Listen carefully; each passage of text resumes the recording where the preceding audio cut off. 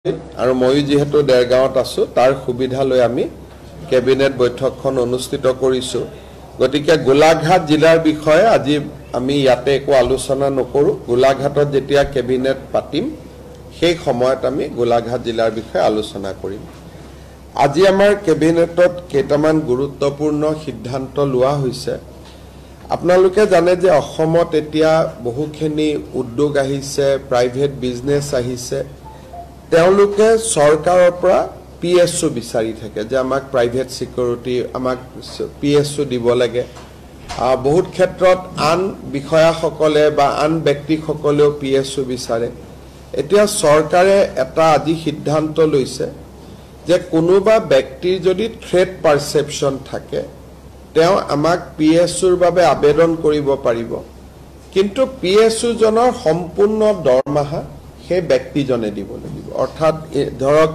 এতিয়া জাগিৰোডতে semiconductor industry আছে তেওঁলোকৰ বিষয়াসকলে কব আমাক পিএছও দিও আমি পিএছও দিম কিন্তু আমাক 75000 रुपीस মাহত চৰকাৰক দিব লাগিব তাৰ মানে it will be paid PSO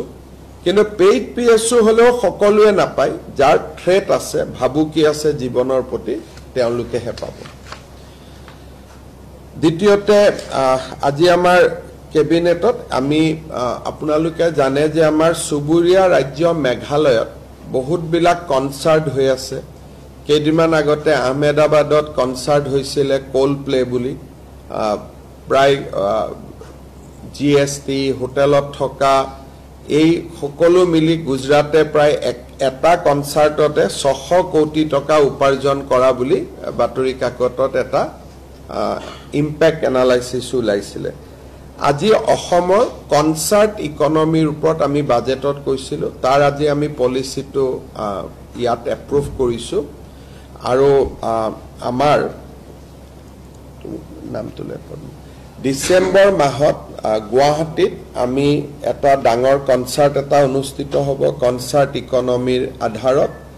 আৰু কনসাৰ্ট ইকনমিৰ ভৱিষ্যতৰ ভেনু হিচাপে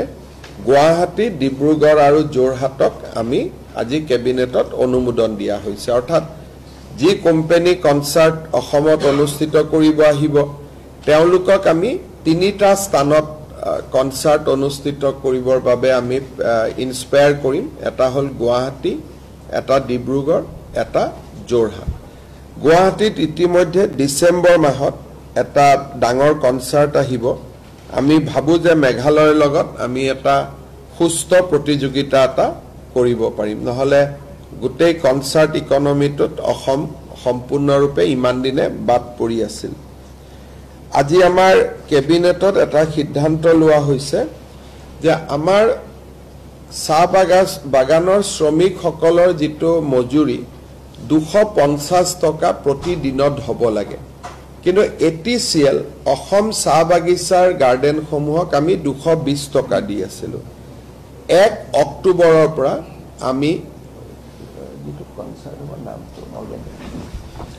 1 অক্টোবৰৰ পৰা আমি অল জিমানখিনি চাহবাগী অসম চাহ নিগমৰ বাগিচা আমি বৰ্তমান চলাই আছো সকলোতে 250 টকা যেটো নটিফাইড ওয়েজ আমি 1 অক্টোবৰৰ পৰা দিবৰ বাবে সিদ্ধান্ত লৈছো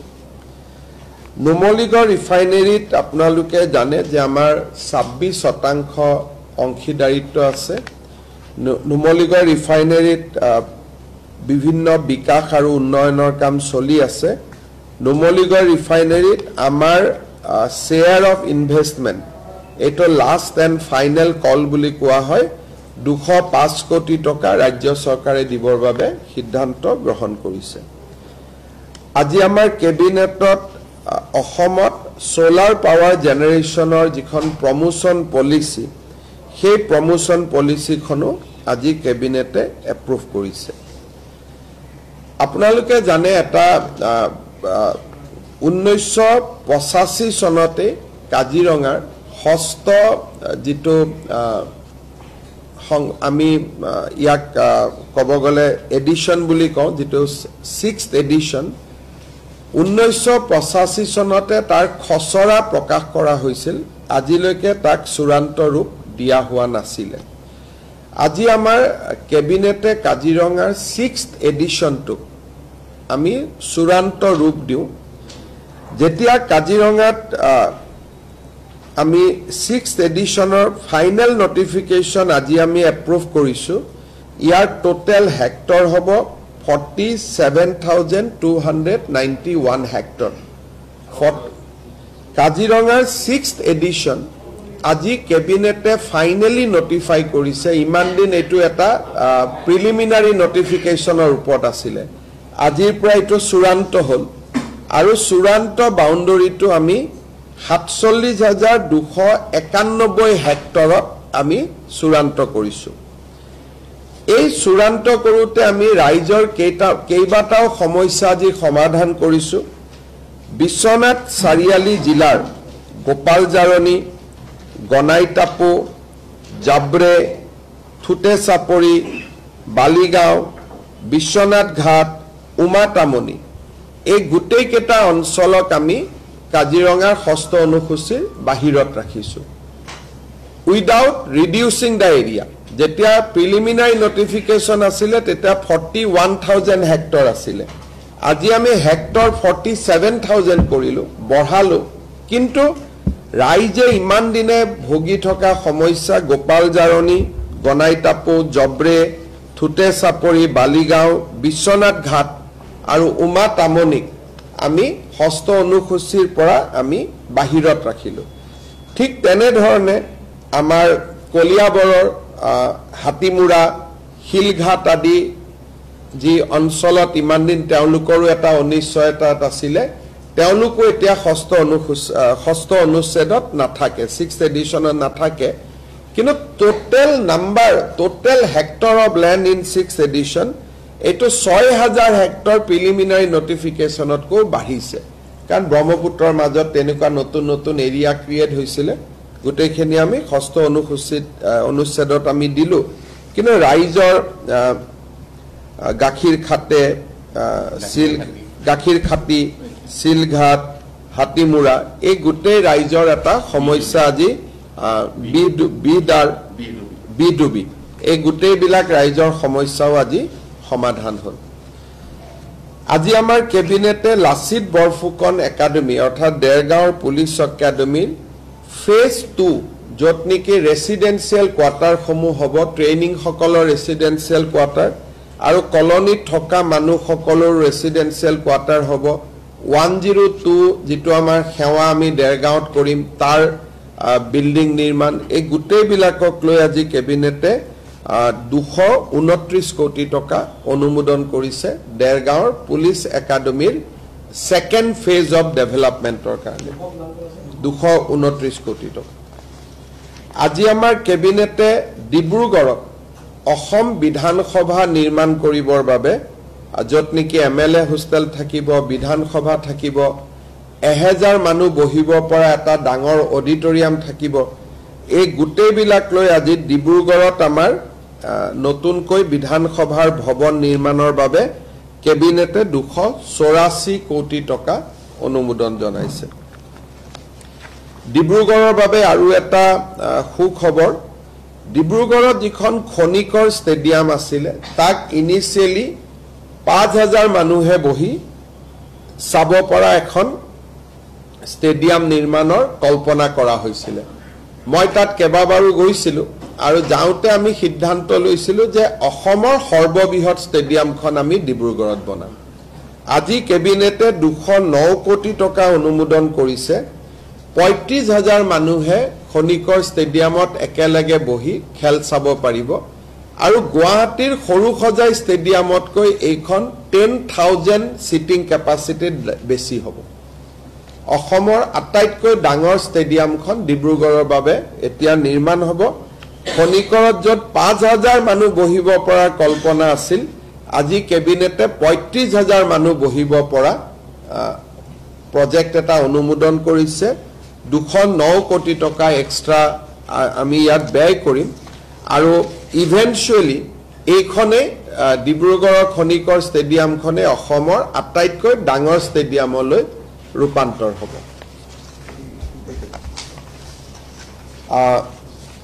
আমাৰ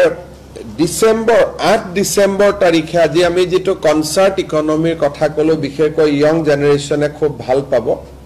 পোষ্ট মেলনে বুলি এটা ডাঙৰ কনসাৰ্ট গ্ৰুপ আছে 8 ডিসেম্বৰত তেওঁলোকে গুৱাহাটীত আহি পাৰফৰ্ম কৰিব আজি আমাৰ যেটো কনসাৰ্ট ইকনমি আমি এপ্ৰুভ কৰিলো তাৰ প্ৰথম ৰিজাল্টটো হল যে 8 ডিসেম্বৰত পোষ্ট মালনে আহিব আদাৰৱাইজ তেওঁলোক শিলংতে যায় এবাৰ গুৱাহাটীত হ'ব আৰু খনিকৰ আদি ষ্টেডিয়াম জোৰহাট হৈ গলে লাহে লাহে আমি জোৰহাট ডিব্ৰুগড়টো লৈ যাব পাৰিম বাট post মালনে show on 8 December in Guwahati is confirmed আৰু এটো কি আমেৰিকান ৰক বেণ্ড এটো আমেৰিকান ৰক বেণ্ড হয় আৰু যদি আপোনালোকৰ কিবা খুদিবলগীয়া আছে মই ক'ব পাৰো নহলে আমাৰ পিছত এসপি কনফাৰেন্সৰ বিষয়ে মই আপোনালোকক 1:30 বজাত যোৱাৰ আগতে কৈ যাম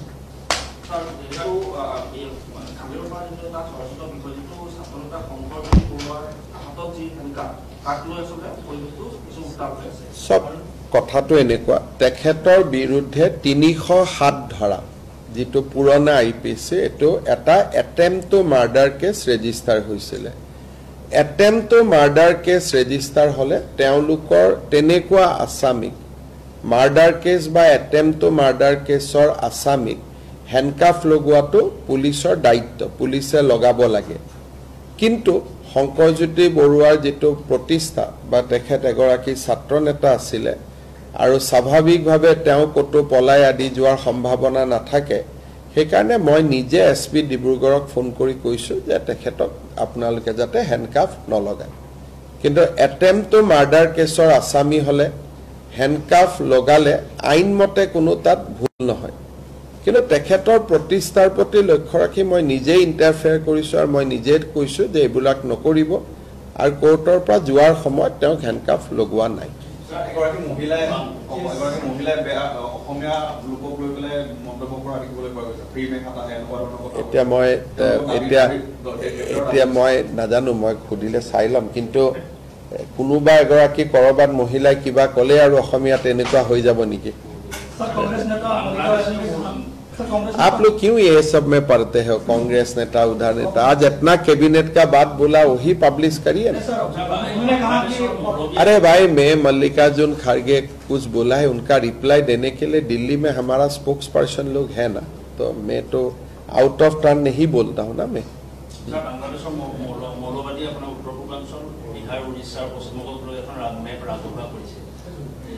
কৰাটো কোনো আপত্তি নাই মানুহে নিজৰ বস্তু নিজে লিখি থাকিব পাৰে আমিও এখন ম্যাপ উলিয়াই দিলে হল বাংলাদেশখনক অসমত লৈ পেলাই ম্যাপ বনোৱাত কাৰ আপত্তি আছে ম্যাপটো আমেৰিকাকো ভাৰতৰ লগত লৈ পেলাই বনাব পাৰে কিন্তু বনালে হ'ব নি গতিকে আমাৰো পুৰোহিত তেওঁলোকৰ মৌলানাই বনাইছে গতিকে আমাৰো পুৰোহিত বা পণ্ডিত বা বিদগ্ধ বাকি ব্যক্তিসকলে আমাৰো এখন ম্যাপ বনাব লাগে চিটাগং পোৰ্টক অসমক লৈ পেলাই এখন আমি উলিয়াই দিব লাগে সৰকাৰেটো নোৱাৰে কিন্তু পাব্লিকেটো কৰিব পাৰে চিটাগং পোৰ্টখনক অসমত দেখুৱাই পেলাই আমিও আমাৰ ম্যাপ এখন উলিয়াই দিব লাগে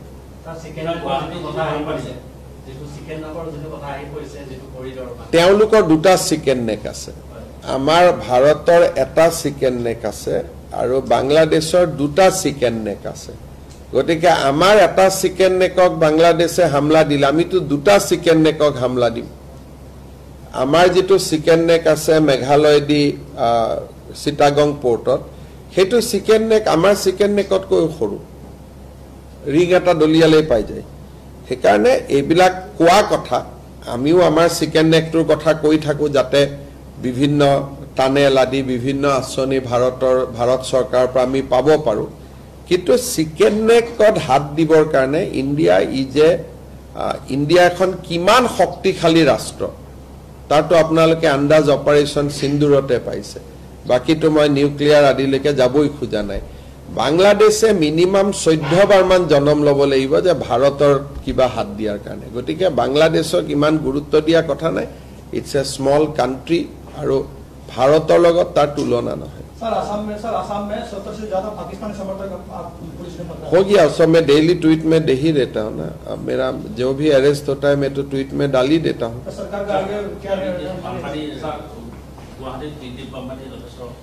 গুৱাহাটী হওক মহানগৰক হওক বানপানীৰ পৰা সম্পূৰ্ণ উদ্ধাৰ হোৱাটো ৰাস্তা কতো নাই প্ৰত্যেক বছৰতে নতুন নতুন খালী ঠাইৰ আমি পুতি বিল্ডিং বনাওঁ যোৱাকালি মই আহোঁতে চাই আহিছোঁ আগততো USTM আছিলে এতিয়া আৰু দুটা ডাঙৰ ডাঙৰ বিল্ডিং তাত পাহাৰ কাটি মেঘালয়ত বনাই আছে আমি সুপ্ৰিম কোৰ্টৰ এম্পাৱাৰ কমিটিত এখন আবেদন কৰিছোঁ আমি লাগি আছোঁ যাতে তেওঁলোকে আহি পাহাৰখিনি পৰ্যবেক্ষণ কৰে আৰু মই ভাবোঁ যে 2-3 মাহৰ ভিতৰতে আমি ইয়াত এটা ভাল খবৰ পাম সুপ্ৰিম কোৰ্টৰ যিখন এম্পাৱাৰ কমিটি তাত আমি আবেদন কৰিছোঁ যে মেঘালয় এনেকৈ যদি পাহাৰ কাটি থাকে এসময়তো গোটেই গুৱাহাটীখন সাগৰ হৈ যাব এতিয়া বান্দৰৰ সমস্যা সমাধান কৰাৰ এটাই ৰাস্তা হৈছে যে তেওঁলোক হয় মাৰিব লাগিব নহলে তেওঁলোকক ধৰি বান্ধি বেলেগ হস্পিটালত বনাই অভয়াৰণ্যত পঠাব লাগিব অভয়াৰণ্যত পঠালেও ঘূৰি আহে সিহঁতি আগতে 2-3 বাৰ ধৰি পেলাই পঠোৱা হৈছিল ঘূৰি আহে যোৱাকালিও ৰাইজে মোক কৈছে বিষয়টো মই আলোচনা কৰিছোঁ ফৰেষ্ট ডিপাৰ্টমেণ্টে ভাবে যে তেওঁলোকে জন্ম আৰু দিব নোৱাৰা যদি ইনজেকশ্যন দিয়া যায় তাৰ পৰা কিছু লাভ হ'ব পাৰে বুলি বিষয়টোলৈ আমি ষ্টাডি কৰিম কালি মোক ৰাইজে মই চেনিকলত যাওঁতে উল্লেখ কৰিছে বিষয়টো মই সিৰিয়াসলি লৈছোঁ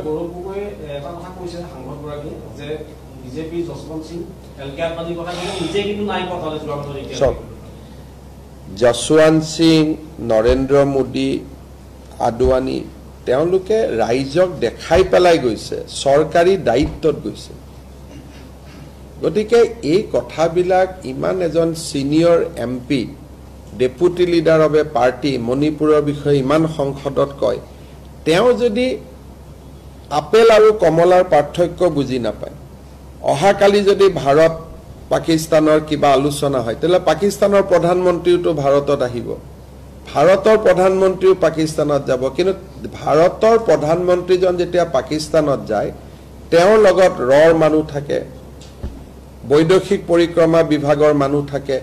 প্ৰধানমন্ত্ৰীজন অকলে না যায় তেওঁ লগত 40-50 জন মানুহ লগত লৈ যায় কি কথা পাতিছে নাপাতিছে ৰেকৰ্ড হয় আৰু দিনৰ পোহৰত যায় এটা যদি আপোনালোকে কয় যে আপেল আৰু কমলাৰ মাজত কম্পেয়াৰ কৰ সেইটো নহয় ৰাষ্ট্ৰৰ দায়িত্বটো আমি তেতিয়া ক'ব পাৰে যে ইণ্ডিয়ান আৰ্মিওটো পাকিস্তানৰ ভিতৰত যায় আক্ৰমণ কৰিবৰ কাৰণে গতিকে ৰাষ্ট্ৰৰ দায়িত্বত যোৱা আৰু সুপে সাপে যোৱাৰ মাজত বহুত পাৰ্থক্য আছে আৰু তেখেতে কোন গৈ আছে তাক জাস্টিফাই কৰিব খুজি আছে তাৰমানে তেওঁ যোৱাটো হয় নেকি কোন নৰেন্দ্ৰ মোদী গৈছে কোনবা RSSৰ মানুহৰ নাম লয় মই জীৱনতে শুনা নাই কোন তেনেকুৱা মানুহ সেইটোকে তেওঁ বেলেগে যোৱাৰ উদাহৰণবোৰ দি আছে তাৰমানে মোৰ অভিযোগটো আপোনালোকেও আন্দাজ কৰিব পাৰিছে যে মোৰ অভিযোগটো সঁচা এতিয়া চক সেইটোতো আমি কিয় ৰব লাগে সেইটো আমি ডিসাইড কৰিম নহয় তেওঁ সোনকালে কৰোৱাব খুজি আছে যাতে মই প্ৰভুক হৈ কাগজ পত্ৰ নোহোৱাকৈ আপোনালোকক কৈ দিওঁ কিন্তু মইতো 25 বছৰ ৰাজনীতি কৰিলো না কেতিয়া কি ক'ব লাগে তো মই জানো গতিকে আমাৰ ডেট জানুৱাৰীতে 10 সেপ্টেম্বৰ দিছো যেনেকৈ বিয়া বাৰু কেতিয়াবা আপোনালোকে ক'ব নেকি যে বিয়াখন কিয় ডিসেম্বৰত ঠিক কৰিলে আজিয়ে ক ডেট কাল চাই কৰিব লাগে না গতিকে আমি দিন কাল কৰি 10 সেপ্টেম্বৰটো বান্ধি দিলো এটা তেওঁ কলেও সেইটো আগুৱাই নাহে তেওঁ কলেও সেইটো পিছুৱাই নাহে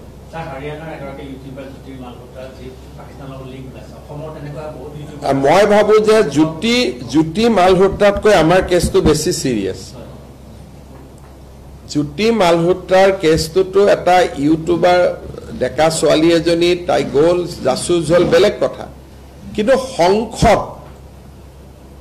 যোনে নেকি ডাইৰেক্ট ঘূৰি আহি পেলাই জ্যোতি মালহোত্ৰাই নিউক্লিয়াৰ ৱেপনৰ ওপৰত সংসদত কুৱেশ্যন কৰিব নোৱাৰে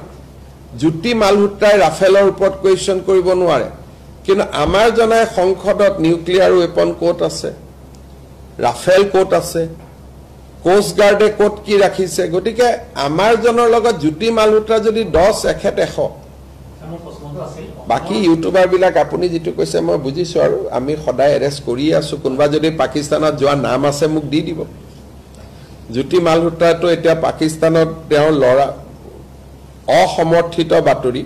যে তেওঁৰ সন্তান এটাও তাতে আছে বুলি কৈছে গতিকে বাট মই ইমান নাজানো মই কেছটো ষ্টাডিও কৰা নাই তেনেকুৱা যদি অসমত আৰু কোনোবা আছে এজনৰ নামটোতো মই জানো আৰু যদি বাকি কিবা আছে নাম আপোনালোকে দিব ব্যৱস্থা ল'ম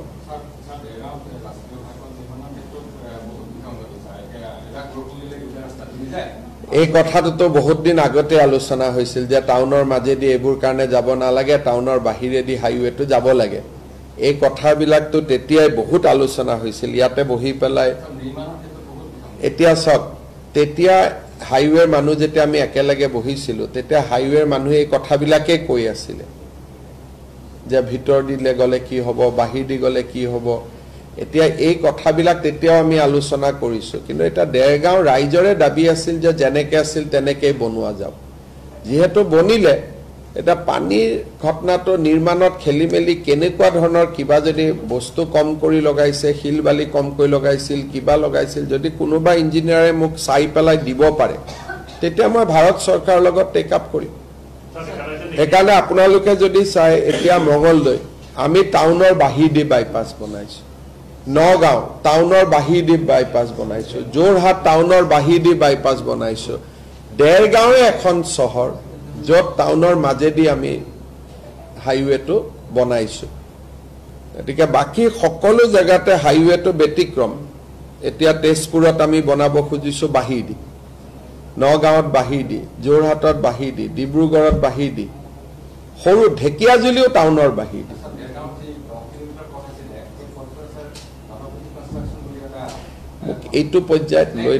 মোক এইটো পৰ্যায়ত মুখ্যমন্ত্ৰীক লৈ নাযাব এইবিলাক আপোনালোকৰ মফচলীয়া সাংবাদিকৰ যিটো এৰিয়া তাত আৰু মুখ্যমন্ত্ৰীক লৈ নাহিব আৰু গণপতি এইবিলাক নাম আৰু মই মোৰ কাৰণে এইটো যদি আপোনালোকৰ কিবা কমপ্লেইন আছে মোক লিখিত দিয়ক কি পইণ্টত কমপ্লেইন আছে মই গাডকাৰীজীৰ লগত টেক আপ কৰিম মই গণপতিৰ লগত কথা পাতিব নোৱাৰোঁ কালি যেটো স্থানত আপুনি কোৱা কৈছিলে সেই জায়গাটো খুন্দাই বিধানসভা সমষ্টিৰ অন্তৰ্গত কিন্তু দেৰগাঁও ৰাজচক্ৰত আছিলে কেৱটাকে দেখা গৈছে যে সেই অঞ্চলটো মিছামৰা মৌজাৰ বৃহত্তৰ অঞ্চলটো খুন্দাই বিধানসভা সমষ্টিৰ দেৰগাঁও ৰাজচক্ৰত এতিয়া নাই তেনেকুৱাটো নহয় আমিতো ৰেভিনিউ চাৰ্কুল ক'তো বদলোৱা নাই এইটো আপোনাক কোনোবাই এনেই কৈছে আমি কোনো ৰেভিনিউ চাৰ্কুল যি গাঁও য'ত যেনেকৈ আছিল তেনেকৈ আছে আমি খালি ৰাইজৰ পৰামৰ্শহে বিচাৰিছিলোঁ কিন্তু কোনো ৰেভিনিউ চাৰ্কুল ৰেভিনিউ মন্ত্ৰী আছে যোৱা বছৰ যদি বিধানসভা সমষ্টি হোৱাৰ আগত যদি সেইটো দেৰগাঁৱত আছিলে আজিও দেৰগাঁৱত আছে সব মই মানিলোঁ না সমজিলা তমজিলা সব মানিলোঁ কিন্তু ৰেভিনিউ চাৰ্কুল য'ত আছে তেনেকৈ আছে আৰু খুমটাইত সমজিলাও হোৱা নাই आप काहे को ये सब में मुझको घिस रहा है भाई